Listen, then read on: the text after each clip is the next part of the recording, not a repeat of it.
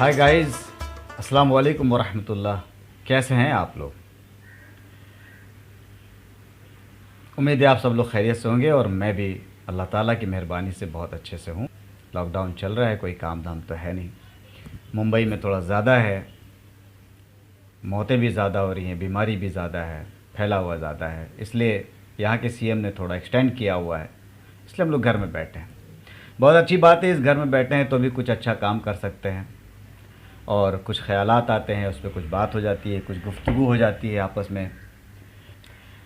आप सब लोग तो मेरा वीडियो देखते ही होंगे।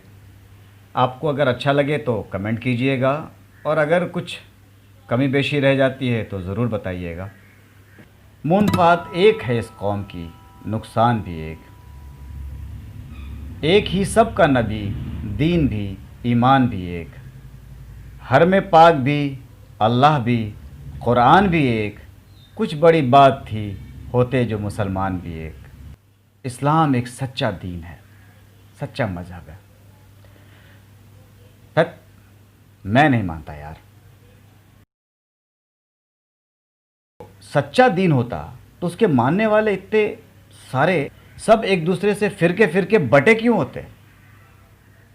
अगर वो सच्चा दीन होता तो इतना सारा फिरका क्यों होता, इतनी सारी थॉट्स क्यों होती, इतने सारे लोग अलग अलग मजहबी ख्याल क्यों रखते? है ना सोचने वाली बात। 57 देश है इस दुनिया में जो मुस्लिम बहुल हैं। इसमें से तो कई मुस्लिम राष्ट्र हैं, सब के सब जन्नत और 70-70 हूरों के चक्कर में बर्बाद हैं। एक दूसरे से लड़ रहे हैं, एक दूसरे को नीचा दिखाते हैं, एक दूसरे के खून के प्यासे हैं। यहाँ भारत में भी यही हालत है, सबको नीचा दिखाते हैं। एक फ़िरका जन्नती है, बाकी सब जहन्नमी है। एक ही फ़िरके को 72 हूरें या 70 हूरें मिलेगी, वो ऐश करेगा, बाकी सब भीड़ में गुम हो जाएंगे या तो जहन्नम की आग में जलेंगे। कमाल है यार, कहाँ से ले आए तुम लोग ऐसी बातें? रिजल्ट सामने है, इंटरनेशनल लेवल पे इराक, सीरिया, तुनीसिया, यमन, सऊदी, फ़िलिस्तीन, सब के सब लड़ रहे हैं। लोकल स्तर पे बात कर लो, कौन सी ऐसी मस्जिद जहाँ का मौलवी साहब अपने फ़िरके के अलावा दूसरे फ़िरके को सही कहता है? सब फ़िरकाबाजी सिखा रहे हैं। यहाँ पे तो ज़ात पात का भी मसला है, फ़िरके के साथ साथ फ़िरकाबाजी तो है ही, ज़ात भी है। उसको साइड में कर दो तो हमारे अंदर वहाबी है, शिया सुन्नी है मेजर लेवल पे, वहाबी और हनफी है सेकंड मेजर लेवल पे, फिर उसमें भी वाइट पगड़ी वाले, हरे पगड़ी वाले, सुन्नी में भी देवबंदी, मातुरिदी, ये वो पता नहीं।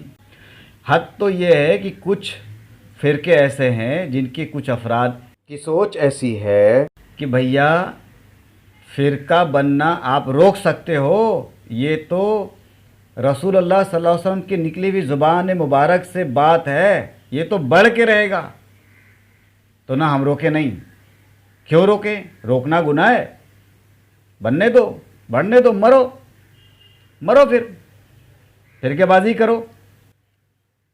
ये सोच रखते हैं हम और फिर चाहते हैं कि हम हर जगह पावर में भी रहें, इक़्तिदार में भी रहें और अच्छे अच्छे पोस्ट पे फाइज भी रहें। किसी इंसान को उसके अमल के बेस पे आप कयास तो लगा सकते हो कि यार ये गलत काम कर रहा है, जहन्नमी वाला काम कर रहा है। जीते जी चंद अफराद पर मुश्तमिल एक गिरोह को, कौम को जन्नती आप कैसे बता सकते हो? या किसी आदमी को भी आप जन्नती का सर्टिफिकेट कैसे दे सकते हो? रिसालत माँ बाप इस दुनिया में नहीं रहे हमारे साथ। ये उनका काम था कि जीते जी कह सकते थे कि भाई फ़लाँ शख्स जो है जन्नती है, फ़लाँ शख्स जहन्नम में जाएगा। कहा भी है उन्होंने, कितनों के जनाजे की नमाज नहीं पढ़ी उन्होंने। पर ये हमारा तुम्हारा काम नहीं है दोस्त, ये हमारा तुम्हारे लेवल का भी काम नहीं है कि हम किसी को जन्नती का सर्टिफिकेट बांटते चलें और किसी को जहन्नम रसीद करते चलें ना।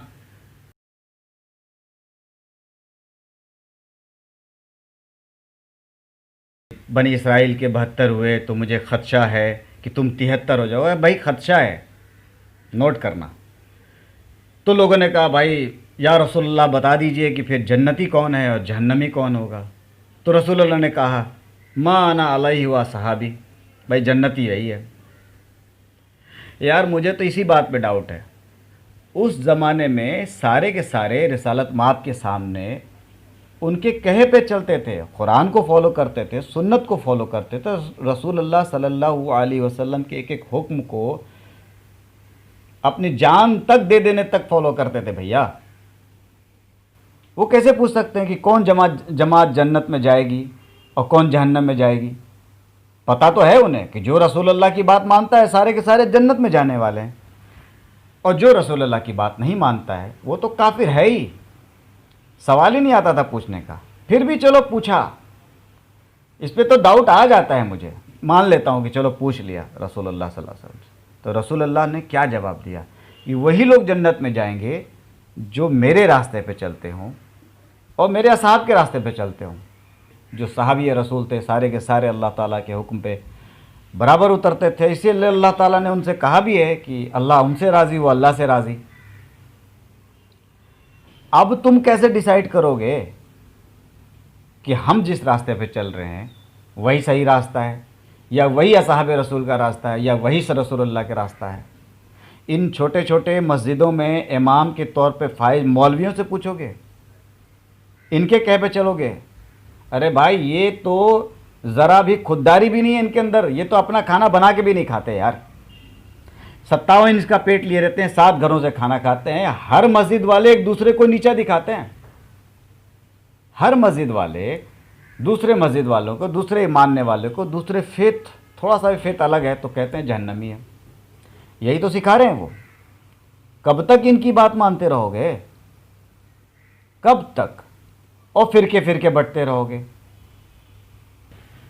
अल्लाह की किताब मौजूद है, कुरान मौजूद है, और खुदा की कसम कोई आदमी इनकार नहीं कर सकता इस बात से कि उसमें लिखे हुए हर इबारत, हर एक एक शब्द रसूलुल्लाह की ज़बान से निकली हुई है।